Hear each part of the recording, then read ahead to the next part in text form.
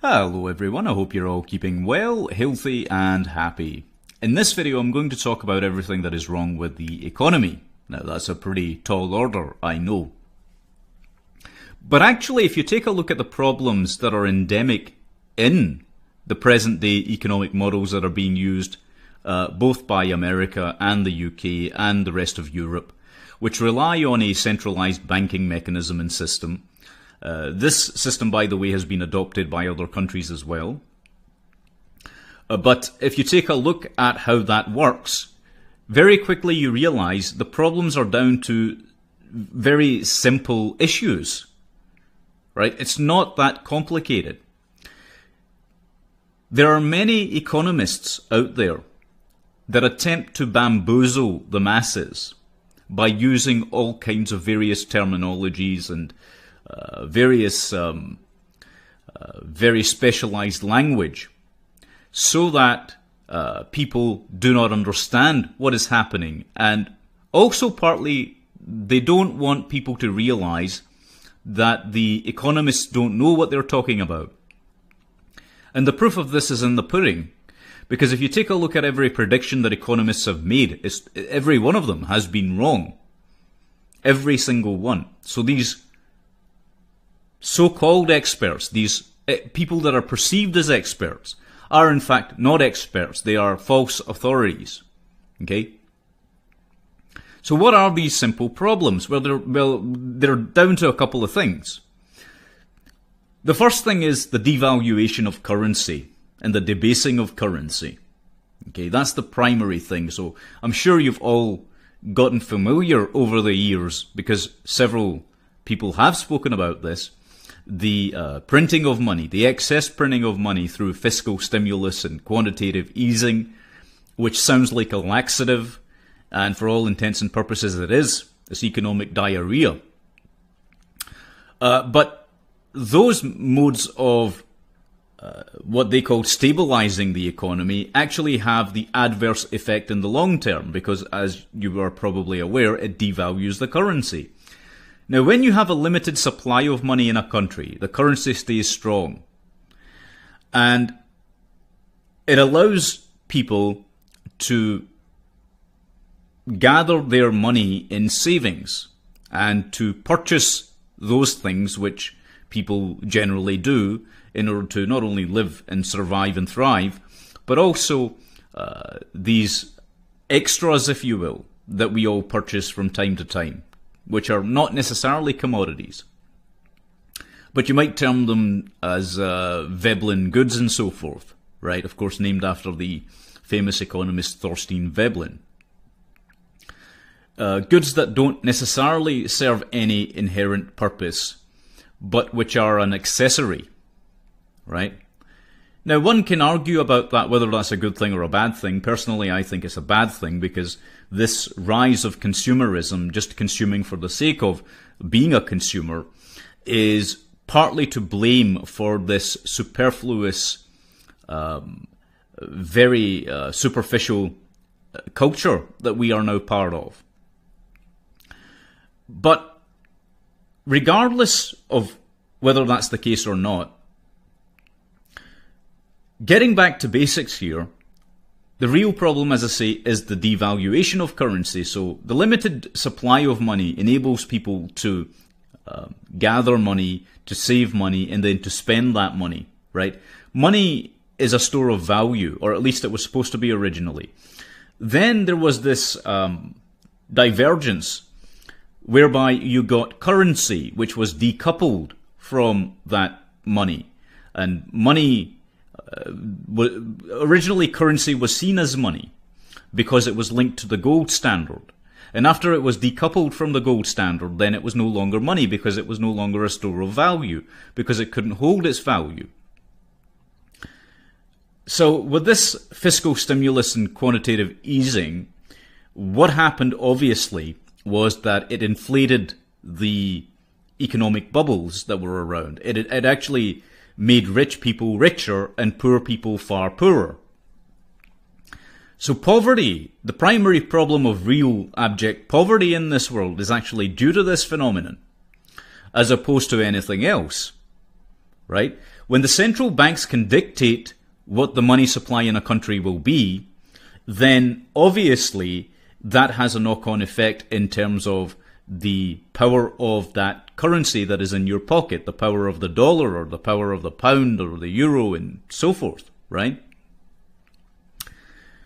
But this isn't the first time this has happened. This has been happening since at least 1913. And in fact, you could go all the way back to William of Orange, with his centralized banking mechanisms that were brought in the UK and in Holland, which actually allowed for the financing of foreign wars. That was, I think, the first instance of that happening. But that is one of the reasons why central banks were set up in the first place, was to fund foreign wars. And this is something that a whole lot of people don't know, right? They look upon, say, for example, the Federal Reserve, which was established in 1913, I believe, by the Jekyll Island Club, which I'll speak at length about perhaps in another video. But these banksters, if you will, realized that the central banking mechanisms that were being developed could be used to create money out of thin air so as to support the military-industrial complexes in various countries, right? And the aim of that and the object of that was to take over actual commodities and actual resources in other countries. And that's another thing I want to touch on, the question of resources, right? What is happening right now is that currency, at the very top of the food chain, currency is being exchanged for resources, for ownership over resources. And in fact, ownership over the means of production, ownership of the centralized ownership of all of these various things, which of course is a central tenet of communism, and it's also a byproduct, if you will, of corporate fascism. Okay? So, when corporations or governments become monopolies, become monopolistic and have ownership over the means of production, they have ownership over the real basis for the economy, which is the goods that exist, then you have a real problem on your hands. So, this is what we've been seeing in real terms. The necessities for day-to-day living are very much in the hands of a select few. This is where the problem stems from, right? It's not that they're rich that is the problem. This is something that a lot of people get confused about because of their socialist or communist indoctrination. It's not that they are rich that there is a problem. That's not why there is a problem. The problem is that they are exchanging massive quantities of currency for resources. And because they have control over those resources, whether it's, for example, the food that we eat, or whether it's the energy that we use, they can then set the prices. So we can talk about price fixing in this respect, right? Price fixing can become a very serious problem as well, and we've seen this with energy companies, for example, in the UK. You've also seen stateside how oil companies have been manipulating prices as well. So there's all sorts of various things that accompany that, right? But the reason most people don't understand this, any of this, is because the view that they've been taught to have with regards to currency, with regards to the economy, is actually a hallucination. It's a complete hallucination of their own imaginings, which has been created by these institutions which have indoctrinated them. Okay? Let me explain that a little bit and flesh it out for you. So when someone goes to school or someone goes to college or university, they're taught that the price of goods is going up or that it's going down. Okay? They're taught that the price of commodities is going up or that it's going down. Okay, that's what they're taught. Even economists that graduate from these institutions, they're taught this kind of garbage. And what happens is that when they read the newspaper, or they watch the stock market, or they watch the commodities markets, the commodities exchanges, they're looking at things from a very skewed perspective. So say, for example, gold appears to have gone up, right? So they look at that and they say, well, gold's actually gone up in price. So gold must be making money, right? That's the way that they're perceiving it. But that's actually completely the wrong way to understand it. What's actually going on is not that gold has gone up in value based on scarcity or something along those lines. There are minor fluctuations, by the way, with regards to commodities and goods based on that. But actually what is going on in terms of the long-term picture, the bigger picture, is that the currency, the value of the currency has decreased, thus giving the appearance that gold has gone up. When in point of fact all that's happened is there's a disparity now in the amount of gold that your dollar or pound or euro can purchase. Your purchasing power has gone down. Okay? Now you will hear some people who understand this talk about it on TV, but nobody gets it because they never explain it. The purchasing power has gone down. The value of the gold hasn't changed, and neither has the value, the inherent value of any other form of goods or commodities, unless it becomes extremely scarce or something again, right?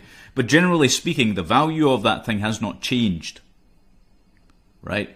A great example of this would be eggs, right? You'll say to me, what have eggs got to do with anything? But you take an egg, right, and you eat that egg after boiling it or frying it or scrambling it or however you eat your eggs, right? What that egg does in terms of nutrition, the nutritional value or the energy in that egg in kilojoules, in terms of how it fuels your body, right? That hasn't changed. But why is it that the eggs get more and more expensive? Are there less chickens, less hens producing the eggs?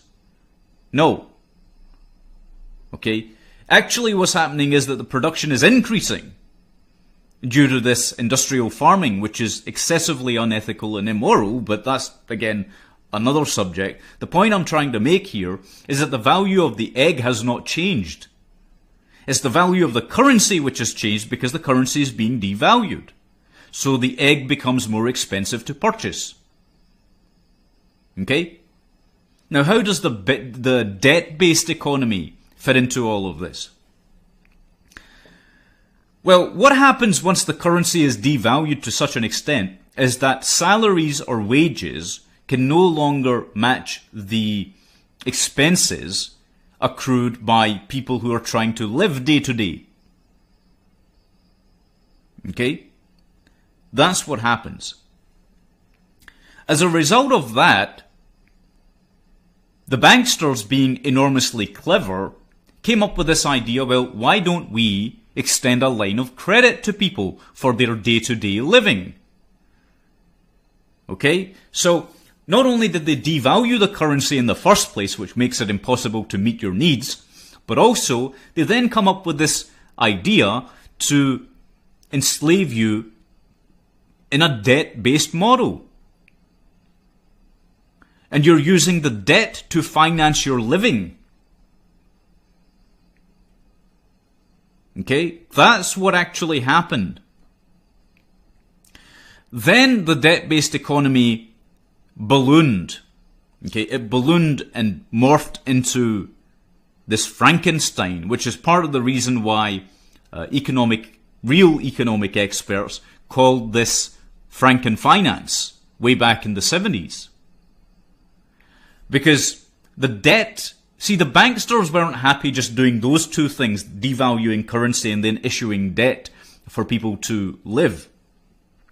They then came up with this very clever idea as a means of making even more money, more profits in currency, right, that they would then use in exchange for resources again. But they came up with this idea of repackaging debt as a tradable commodity. which is where you got these CMOs and CDOs and all these other collateralized debt-based traded derivatives and so forth. Right? That's what actually happened. And the problem with that is that they weren't looking at the ability of people to afford that debt, because actually in a devalued currency market, in a devalued currency economy, no one can actually pay that debt back anyway in real terms, right? But the illusion is that you can afford to service your debt, which is what gives you your credit ratings. Okay, so if you've got a AAA credit rating, or an AA or an A plus or whatever the heck it is that you're branded as, and you are literally branded, by the way, like cattle are. Whatever happens in that analysis that is conducted by, again, these same banking institutions, they decide that you may be or may not be in a position to pay the interest accrued on your debts.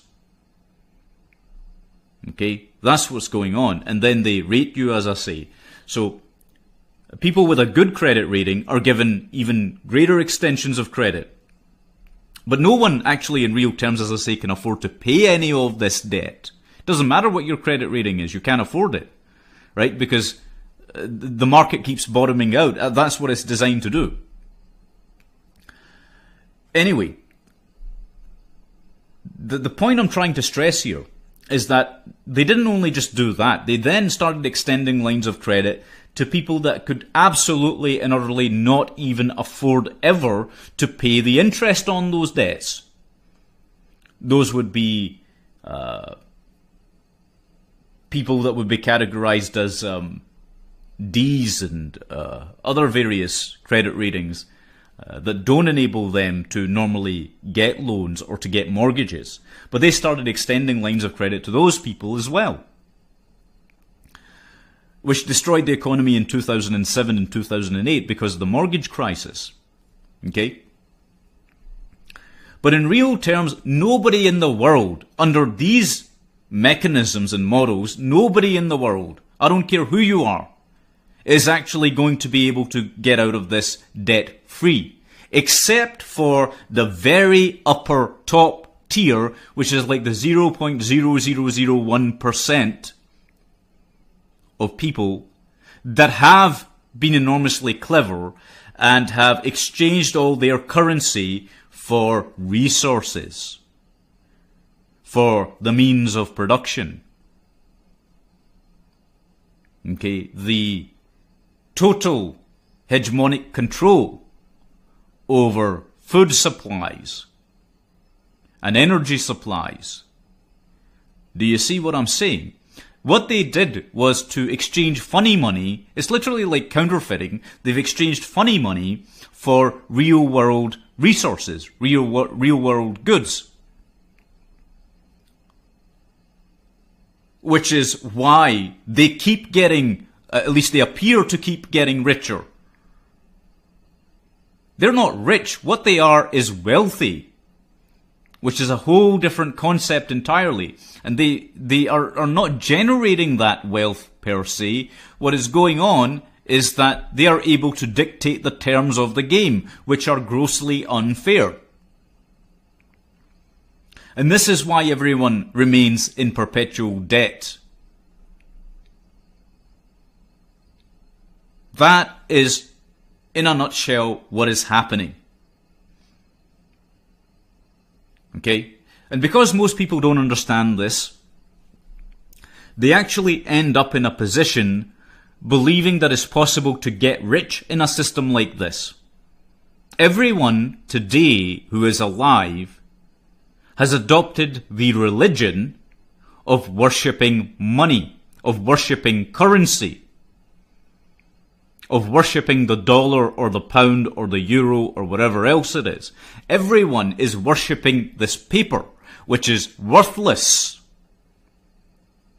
It has zero value in real terms. It has absolutely zero value.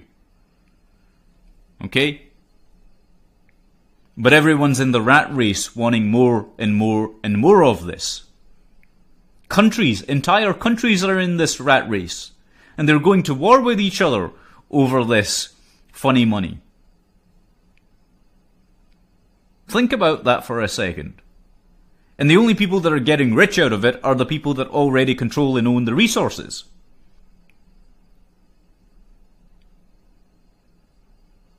Do you see what I'm saying?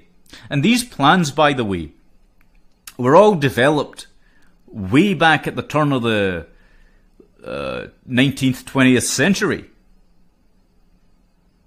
Okay, these are not new ideas. They've just sustained these ideas down the generations for about 150, 160 years.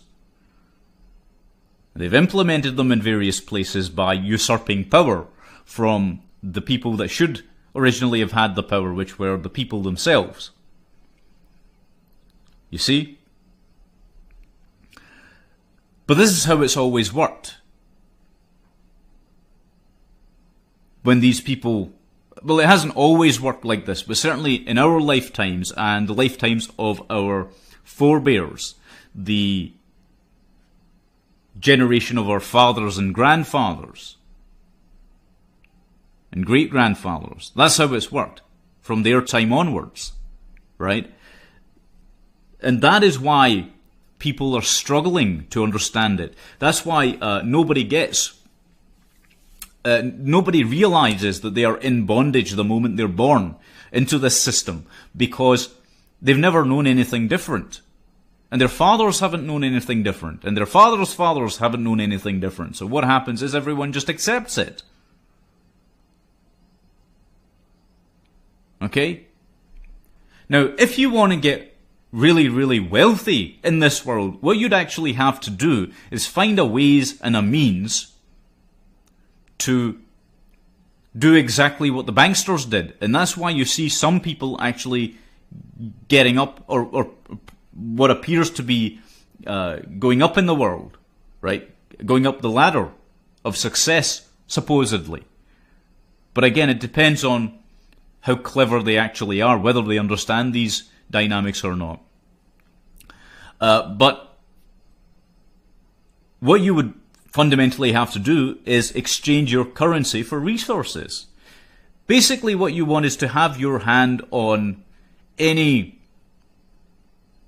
produced goods or any resources which are commodities, which are required by the people. Okay? And that's what all great business persons and all great financial masters, let's call them, know. All these business magnates, captains of industry and whatever else they're called. Some people are actually clever enough to invent brand new goods, okay, that have never really been necessary in society, but through their gift of salesmanship and let's call it persuasion. What it actually is manipulation, but through these gifts of persuasion, they're actually able to get people en masse to accept the idea that the people need whatever brand new goods are being presented. Now, an example of this might be Apple and Apple's iPhones, right? Or whatever other goods they came out with. The same thing's true of Microsoft. So, coming up with things that people don't necessarily need and being able to market those, we call it marketing these days, right? But to be able to market those, what you're basically doing is hypnotizing entire groups of people into believing that they require this thing, and if they don't have it, then there's something deficient in their lives, which doesn't really make any sense because there's no material goods that you can actually have which could ever give you what is necessary to sustain your soul, to sustain yourself in real terms. But if you can convince people of that they do need these things, then what happens is you can enter the game. Okay? That's fundamentally what's going on. And the people who understand it either get enormously rich and enormously wealthy over time, because again they're exchanging the currency for real world resources, or they just get disgusted by it because they realize that this entire system, these practices, are actually utterly morally bankrupt and wholly unethical. But the question of ethics doesn't enter the minds of these people that invented these systems. It didn't enter their minds, and it doesn't enter the minds of the people that have adopted their knowledge either. The people that use that knowledge of how to manipulate the masses to get them to accept their subservience, to get them to accept being ignorant of realities. You see? But that's what's wrong with the economy. That is everything that is wrong with the economy. Right? There's other bits and pieces that go on here and there, little bits and bobs, little changes that happen, differing relationships between how debts are traded on the trading floor and so on and whatnot. But in real terms, that is again superfluous to the real foundational problem, to the real foundational issue. And these problems, as I say, were invented by the people that created the central banking mechanisms which we are seeing today. Which all the central banks, by the way, today, and I've said this before, they're all lorded over, they're all ruled over, and all the global banking rules are set by the Bank of International Settlements, the BIS, which is based in Basel in Switzerland. They're the ones pulling the strings in terms of the financial side of things. That's what's really going on. And by the way, the BIS, not a lot of people know this, but just like Vatican City, the BIS is a country all of its own. That little building they've got in Basel is a country all of its own. It's afforded the same status. How bizarre is that? But does anyone question that? No. Because you're not supposed to question it. Right? You're just supposed to be ignorant to the realities of what is going on. What they want people to be doing is just to be living like animals. To go day to day, slogging their guts out,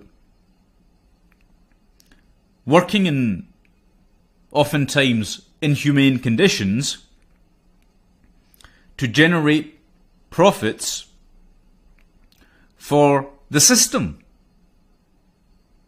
See, people think they're actually working for their employer.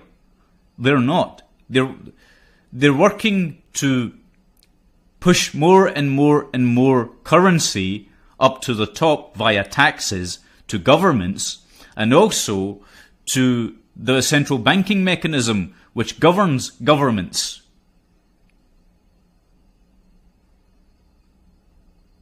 Because governments can't do a damn thing if they don't have money in their coffers, if the treasury does not have money. Okay, so you control the purse strings and you control everything else. Right? But it's a system that's designed to suck everything out of you. It's actually designed to suck your energy out of you. It's energy vampirism, you might call it. That is what is going on. There's nothing mysterious about it, right? It's just to make you give everything that you've got to the system. Okay? Everything that you've got goes to it, and so thus you are drained from it. And you no longer have any energy left after working, many people, as they do, 7 days a week, 24 hours a day, right? Yes, obviously, not literally 24 hours. Some people probably do work that much over extended periods of time, but some people actually work 16 hours a day. That is an inhumane thing to do to people. That should not be necessary, and the only reason it is necessary, the only reason that's being demanded of people for them to work longer as they live longer, is because the system from the get-go, the way that the currency is devalued, debased, the way that the debt system is structured, the way that debts are traded, all of these various things are designed to make you docile,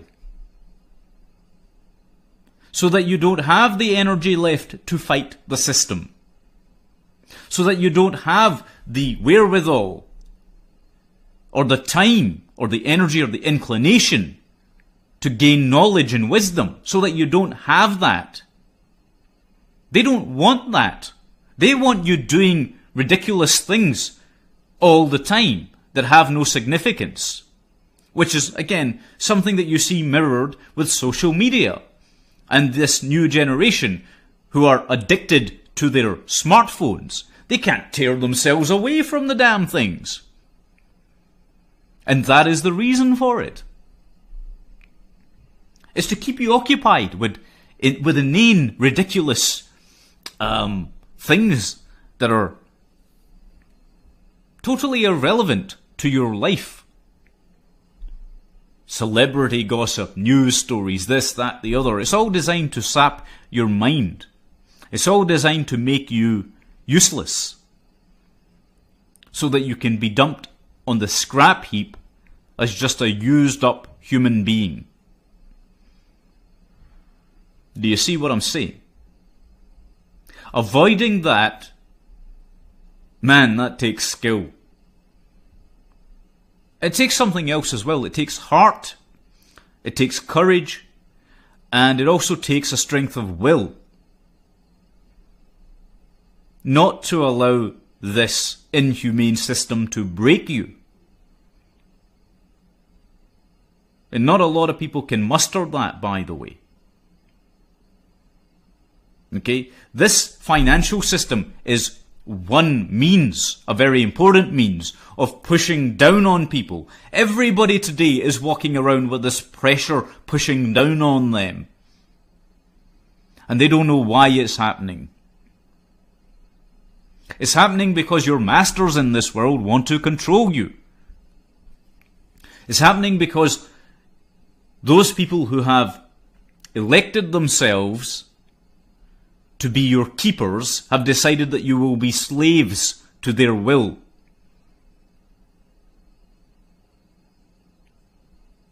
You see? So you've got to figure out, in this life you've got to figure out your priorities. Are you going to be one of the worker drones who's doing nothing but working for the system to enrich and to grant everything that you are, to hand that over to the controllers? That's the big question. And most people will acquiesce because they are afraid of going hungry. Most people acquiesce to the fear of the controllers and the system because they're afraid of being hurt. If you go through life like this, then your life isn't worth living, is it? I mean, you really have to think about that. What does your life mean at the end of the day? That's a question people need to start asking, and understanding this financial system is a part of it, at least understanding the basics. You can go on to more advanced material, if you will. You can go on to understand more advanced concepts over time. But you have to start with the basics and understand what the underlying problems are. Because if you're not going to do that, and if you can't do that, which many of these so-called experts that I was talking about just can't, they don't know, right? Then what happens is you end up taking wrong turn after wrong turn and just becoming another cog in the machine, another brick in the wall. Well, I don't want to be another brick in the wall. I won't be a brick in the wall. I refuse to conform to a system which wants me to be shaped in a particular way.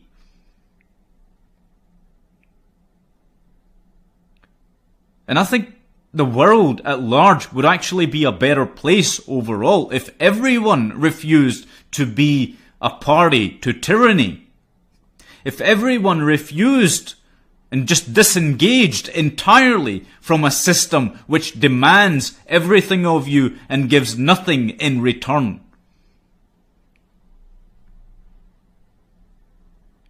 But that's just me. Anyway, thank you very much for watching. Take good care of yourselves, and God bless you all.